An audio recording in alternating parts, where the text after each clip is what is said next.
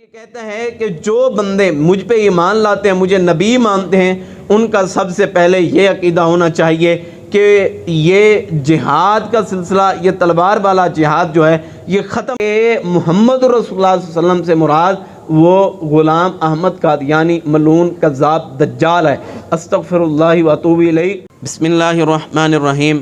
ما کان محمد ابا احد من رجالکم ولکن رسول اللہ وخاتم النبیین۔ اللہ تعالیٰ نے دنیا کائنات کے اندر یہ انسانیت کو بنایا ہے۔ اللہ تعالیٰ نے ہر چیز کو پیدا کیا، لیکن انسانوں اور جنوں کے لیے، ان کی رشد و ہدایت کے لیے اللہ تعالیٰ نے انبیاء کرام کو مبعوث فرمایا، اپنی کتابوں کا نزول فرمایا۔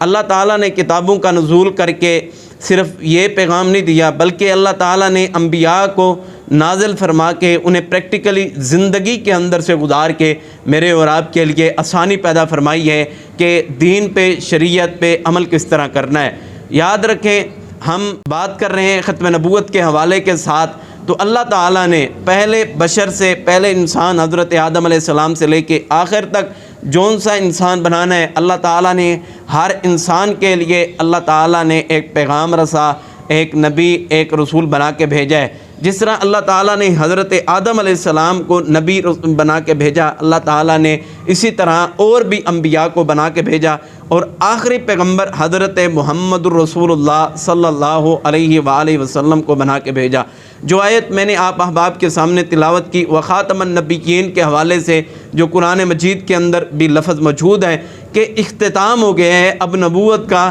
رسول اللہ صلی اللہ علیہ وسلم کے بعد کوئی بھی نبی نہیں آ سکتا، یعنی کہ اب جو بندہ بھی اس ختم نبوت کے بعد اپنے نبی ہونے کا اعلان کرے گا، اپنے رسول ہونے کا اعلان کرے گا، وہ دجال ہوگا، وہ کذاب ہوگا، وہ ملعون ہوگا۔ خاتم النبیین پیغمبر وہ محمد الرسول اللہ صلی اللہ علیہ وآلہ وسلم کی ذات ہے۔ جس طرح اللہ تعالیٰ نے یہ نبوت کا سلسلہ ختم کر دیا ہے، اسی طرح اللہ تعالیٰ نے محمد الرسول اللہ صلی اللہ علیہ وآلہ وسلم پر نازل شدہ کتاب قرآن مجید کو نازل کرنے کے بعد اللہ تعالیٰ نے کتابوں کا سلسلہ بھی، ان نزول کا سلسلہ بھی اللہ تعالیٰ نے ختم کر دیا ہے۔ دوسری دلیل، الیوم اکملت لکم دینکم واتممت علیکم نعمتی ورضیت لکم الاسلام دینا، یہ آیت قرآن مجید کے اندر روز روشن کی طرح چمکتی ہوئی عیاں ہے، اور ان لوگوں کے منہ کے اوپر ایک زوردار تماچا ہے جو کہتے ہیں کہ رسول اللہ صلی اللہ علیہ وسلم کی اس کتاب کے بعد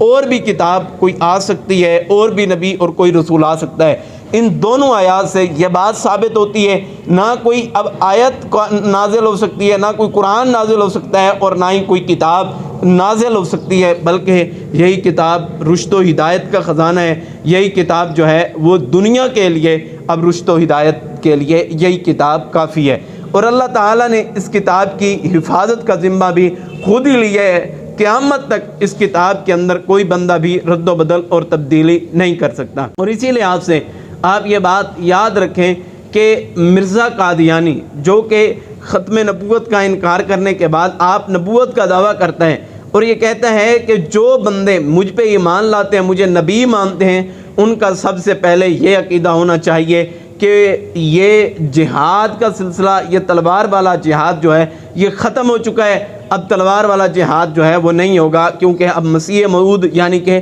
وہ میں آ چکا ہوں۔ جبکہ قرآن مجید جو ہے وہ جہاد کی تعلیم دیتا ہے، جہاد کا حکم دیتا ہے۔ اور آپ یہ بات یاد رکھیں، اب ہم خلفائے راشدین کی طرف آئیں تو ایک خلیفہ کا تذکرہ، سب سے اول خلیفہ حضرت ابوبکر صدیق رضی اللہ تعالیٰ عنہ کی زندگی کا ایک واقعہ لیتے ہیں کہ ان کو جب خلیفہ بنایا گیا تو ایک مسلمہ کذاب نامی شخص نے نبوت کا دعویٰ کیا، تو حضرت ابوبکر صدیق رضی اللہ تعالیٰ عنہ نے ان کا تعاقب کر کے مجھے اور آپ کو یہ تعلیم دی ہے اور یہ بات سمجھائی ہے کہ قیامت تک جو بندہ بھی اس طرح نبوت کا دعویٰ کرے، اس کو اسی طرح کیفر کردار تک پہنچانا اور اس کے تعاقب کے لیے اس طرح نکلنا، یہ ہر بندے پہ فرض اور واجب ہے۔ ہر بندے کے لیے یہ واجب ہے کہ وہ ختم نبوت کا پرچار کرے، اور جو یہ جھوٹے مدعیان نبوت ہیں جو کہتے ہیں کہ ہمیں نبی بنا کے بھیجا گیا ہے، ان کے لیے تعاقب کے لیے ان کی تمام قسم کے پروپگنڈوں کو، ان کو نیست و نابود کرنا ہر ذریعے کے ساتھ، ہر طریقے کے ساتھ ہر بندے کا یہ فرض بنتا ہے۔ اور آپ یہ بات یاد رکھیں،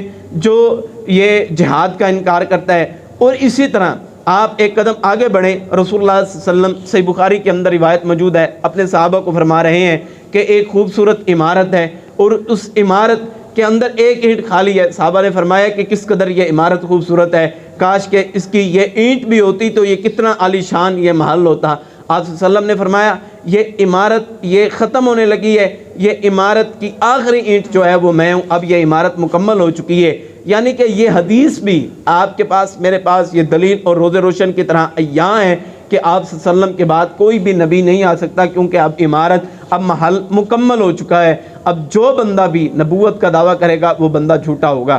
رسول اللہ صلی اللہ علیہ وسلم کی ایک حدیث کے رسول اللہ صلی اللہ علیہ وسلم نے فرمایا میری زندگی کے بعد 30 دجال اور کذاب ایسے آئیں گے جو اپنی نبوت کا اقرار کریں گے اور میری نبوت کا انکار کریں گے۔ اور اسی طرح حضرت حذیفہ رضی اللہ تعالیٰ عنہ سے روایت ہے کہ رسول اللہ صلی اللہ علیہ وسلم نے فرمایا کہ میرے بعد کچھ ایسے لوگ ہوں گے جو اپنے آپ کو نبی کہیں گے، اور کچھ ایسے لوگ ہوں گے جو ان کی پیروی کریں گے، اور جو لوگ میری نبوت کا انکار کریں گے اور ان کی نبوت کو مانیں گے وہ اپنا ٹھکانہ جو ہے وہ جہنم بنا لیں۔ یہ باتیں آپ اور میرے لیے یہ ایک پیغام ہے، امت مسلمہ کے لیے پیغام ہے کہ خاتم النبیین پیغمبر، یہ دلائل روز روشن کی طرح ہر دلیل بول رہی ہے، واضح ہے کہ خاتم النبیین پیغمبر وہ محمد رسول اللہ صلی اللہ علیہ وسلم کی ذات ہے، اس کے علاوہ کوئی بھی ذات نہیں ہو سکتی ختم نبوت، وہ اکیلی ذات وہ محمد رسول اللہ صلی اللہ علیہ وسلم کی ہی ذات ہے۔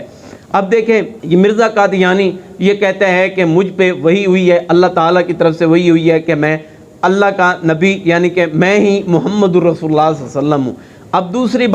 دوسری بات جو ہے وہ روحانی خزائن کے حوالے سے جو آپ کے سامنے جو پیش کرنا چاہتا ہوں کہ اس کے بیٹے مرزا قادیانی کے بیٹے سے ایک شخص نے سوال کیا، مرزا بشیر سے کہا کہ اگر آپ کا باپ ایک نبی کی صورت کے اندر بن کے آیا ہے تو جس طرح ہر نبی کا اپنا کلمہ ہوتا تھا تم بھی اپنا کلمہ بنا لو۔ کہتا ہے کہ اللہ تعالیٰ کی طرف سے یہ ہم پہ وحی نازل ہوئی ہے، میرے والد محترم پہ نہیں وحی نازل ہوئی ہے کہ محمد رسول اللہ صلی اللہ علیہ وسلم سے مراد وہ غلام احمد قادیانی ملعون کذاب دجال ہے، استغفر اللہ و اتوب الیہ۔ یہ دیکھیں یہ اس طرح کے کفریہ کلمے یہ ہمارے مملکت پاکستان کے اندر یہ کہتے ہیں، اور یہ پیغام ہے آج کے لیکچر کا، یہ دعوت ہے، یہ فکر ہے، یہ منہج آپ کو دینا چاہتے ہیں کہ یہ لوگ جو مرزا قادیانی کو ساتھ دیتے ہیں، سپورٹ کرتے ہیں اور اس کی بات کو مانتے ہیں، یہ بات یاد رکھیں کہ یہ لوگ دوسروں کو سادہ لوگ مسلمانوں کو کہتے ہیں کہ جس طرح تم کلمہ پڑھتے ہو اسی طرح ہم بھی کلمہ پڑھتے ہیں، اور کلمہ پڑھ کے بتاتے ہیں کہ لا الہ الا اللہ محمد رسول اللہ صلی اللہ علیہ وآلہ وسلم۔ ان کے محمد رسول اللہ صلی اللہ علیہ وسلم سے مراد وہ ہمارے محمد رسول اللہ صلی اللہ علیہ وسلم مراد نہیں ہوتے، وہ مراد یہ لیتے ہیں غلام احمد قادیانی ملعون کو۔ لہذا آپ جتنا بچ سکتے ہیں ان سے بچیں۔ یہ آج کی جو میں نے دو قرآنی آیات پیش کی اور اس طرح آپ کے سامنے ایک حدیث مبارکہ کی صحیح بخاری کی جو دلیل دی، اور اس کے بعد اور ایک خلیفہ اول حضرت ابوبکر صدیق رضی اللہ تعالیٰ عنہ کی دلیل دی، اور اس کے بعد اس کے جھوٹے مدعیان کے اس کے دعوے اور اس کا وحی کا جو پیغام تھا اس کے رد کے لیے جو میں نے قرآنی آیات پیش کی، اللہ سے دعا ہے کہ اللہ تعالیٰ ہمیں صحیح معنی ختم نبوت کا پرچار کرنے کی توفیق نصیب فرمائے۔ والسلام، ہمارے ساتھ رہیے ختم نبوت کے دفاع کے لیے۔